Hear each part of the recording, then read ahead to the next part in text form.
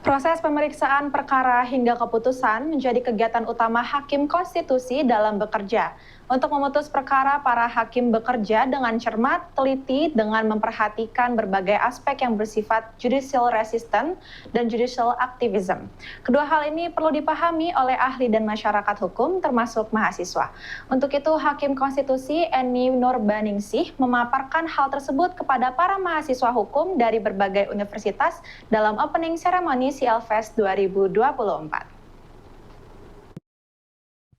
Proses pengambilan keputusan dalam sidang hakim konstitusi memiliki berbagai parameter sesuai dengan kaidah ilmu hukum. Menurut Hakim Konstitusi Profesor Eni Nurbaningsih, terdapat dua hal yang mesti dipahami, yaitu judicial restraint dan judicial activism. Judicial activism ini merupakan elemen yang dapat digunakan oleh Hakim Konstitusi untuk melihat keadilan hukum secara lebih luas dan dinamis. Untuk itu, Eni mengajak mahasiswa hukum agar mampu melihat ilmu hukum bukan sebagai rangkaian kata-kata, namun alat untuk mewujudkan keadilan melalui berbagai keputusannya.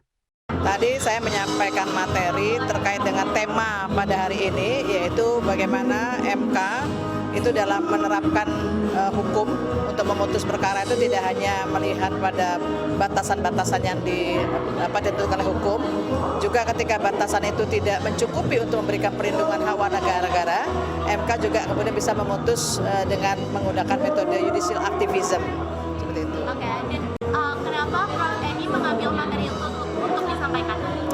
Karena itu materi yang menurut saya tetap untuk disampaikan dan dipahami oleh para mahasiswa, supaya mereka juga tidak melihat hukum itu hanya semata-mata dari sisi untaian kata-kata, tetapi juga bisa melihat lebih jauh lagi bahwa keadilan itu bisa dilihat dari sisi prakteknya seperti apa gitu.